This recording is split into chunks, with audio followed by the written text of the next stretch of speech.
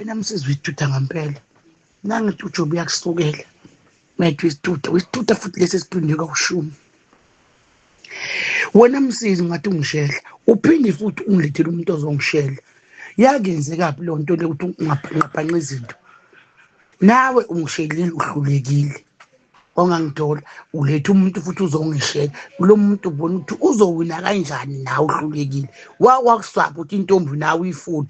Uphinde lo muntu bekumele mayiqala ngithi ngithanda umawele wena ngisapha uvula umblock. Ngoba ngithi nami manje uselistini ukungishela. Nawe akwakangitholi.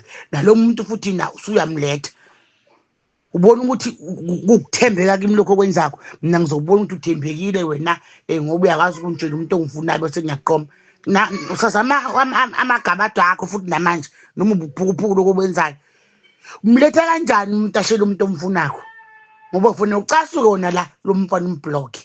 Wena uyafokathi iVN umuntu ongishelako. Nawe futhi ubungishela.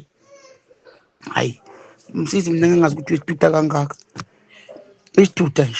Futhi nalo mfana uzobona ukuthi isithutha bengelunge kumawele wena isithutha. Lo mfana uzoyikhwaba abone ngathi uyena uyinkunzi ozolunga ngoba nakho wena ukwazi ukuforward iVN yesesheli nawe ubuyisesheli. Ihlangana kanjani lento yemsisi?